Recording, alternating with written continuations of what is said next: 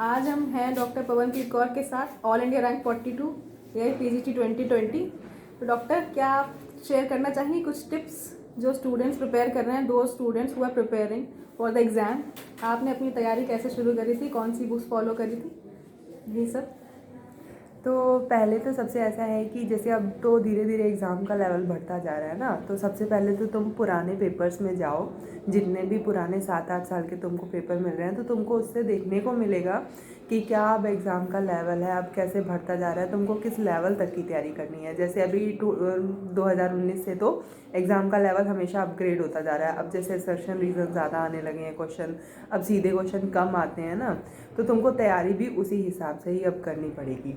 तो उसके लिए पहले तो तुमको पता होना चाहिए कि मटेरियल कौन सा है। मटेरियल में तो अपना सिलेबस अगर तुम देखोगे, AIPZ का डालोगे तो होल 12 सब्जेक्ट्स का नाम आ जाता है।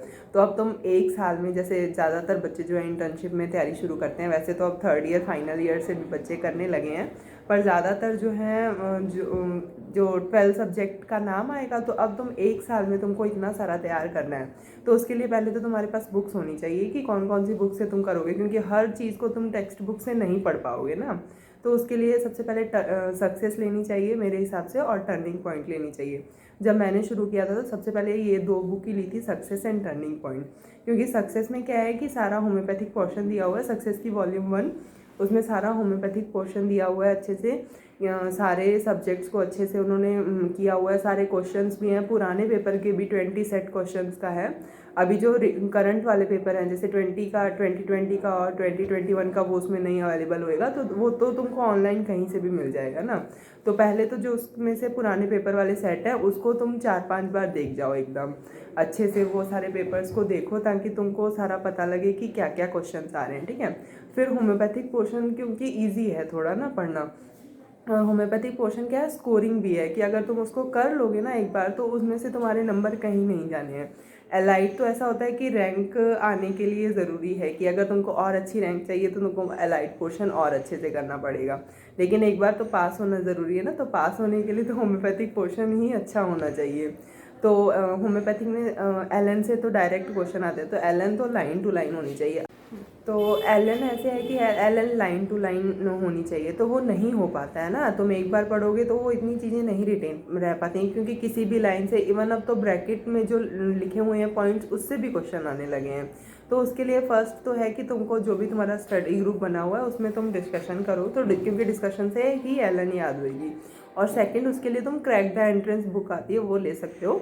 उसमें सिर्फ LN का ही पोर्शन दिया गया है कि LN के सारे जो भी हैं सब उसमें कंपैरिजन दिया गया। फार्मेसी रिलेटेड पार्ट, फैमिली वगैरह हैं जो हैं, वो भी उसमें दी गई हैं। जो पुरानी बुक्स के नेम के क्वेश्चन आते हैं वो भी दिए गए हैं, और बहुत सारे क्वेश्चन प्रीवियस ईयर के क्वेश्चन भी जो मटेरियल क्या हुआ है वो निकाल के दिए हुए हैं। तो तुम उसको सॉल्व करोगे तो तुमको उसमें काफ़ी हेल्प मिलेगी, ठीक है। Second is ऑर्गनन। ऑर्गनन को तो ऐसा है कि टेक्स्ट बुक से ही पढ़ो। ऑर्गनन सिर्फ ऐसा सब्जेक्ट है जिसको तुमको हमेशा मतलब जो डजन की टेक्स्ट बुक है उसी में जाओ, 5th-6th एडिशन वाली में, और सारे एफिरिज्म लाइन टू लाइन करो।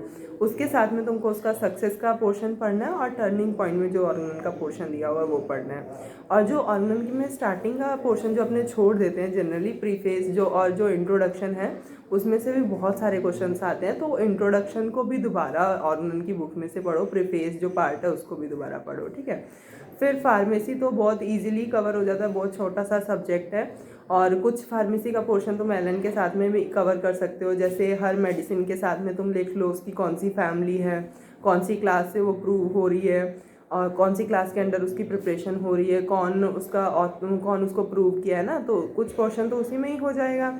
बाकी जो व्हीकल और जो क्वेश्चंस आते हैं वो तुम सक्सेस और टर्निंग पॉइंट का मैटर कवर कर लोगे तो उससे इजीली कवर हो जाएगा। रिपर्टरी का ऐसे है कि अब रिपर्टरी के भी और डीप क्वेश्चन आने लगे हैं। पहले तो काफी टफ होने और ट्रिकी रिपोर्टरी होने लगी है। हाँ, अब वही, अभी तो मतलब पहले तो SKT पढ़ लेते थे तो उससे काम चल जाएगा, पर अब नहीं चलेगा। अब जैसे कैंट के भी रूब्रिक के क्वेश्चन आने लगे हैं, BTPB के VBCR के क्वेश्चन आने लगे हैं, उनका कंपैरिजन आने लगा है कि कौन सा जो है सिम्टम, कौन सा रूब्रिक कौन से चैप्टर में प्रेजेंट है ना। और सिंगल मेडिसिन भी आने लगी है। तो कुछ तो वो दिया गया है सक्सेस में और टर्निंग पॉइंट में, पर फिर भी कोशिश करो, जैसे इंटर्नशिप में तुम OPD भी कर रहे होगे तो कोशिश करो कि उसमें कैंट, BTPB, VBCR तुम यूज़ करो, तो जिससे तुम्हारी क्लिनिकल भी सही हो जाएगा और तुम्हारा एग्ज़ाम में भी तुमको उससे हेल्प मिलेगी, क्योंकि वो ध्यान रहेगा तुमको कि ये वाला इस चैप्टर में प्रेजेंट था। तो मतलब कि रिपोर्टरी का प्रैक्टिकल यूज़ बहुत ज़रूरी है, क्योंकि जो ट्रिकी क्वेश्चंस होते हैं वो बिना प्रैक्टिकली यूज़ करे रिपोर्टरीज हैंडल नहीं हो पाते, राइट? हाँ, अब रिपर्टरी तो ऐसा है कि अब क्लिनिक में भी तुमको यूज़ करनी है और एग्जाम में भी तुमको उसका बेनिफिट मिलेगा, तो तुम इंटर्नशिप में या फाइनल ईयर में उसका तीनों रिपर्टरी का यूज़ करना शुरू करो, तो जिससे तुम्हें हर चीज़ में हेल्प मिले, ठीक है। अब इसके बाद में है अलाइड पोर्शन। अलाइड पोर्शन के लिए ऐसे है कि तुम दो तरीके से उसको अप्रोच कर सकते हो।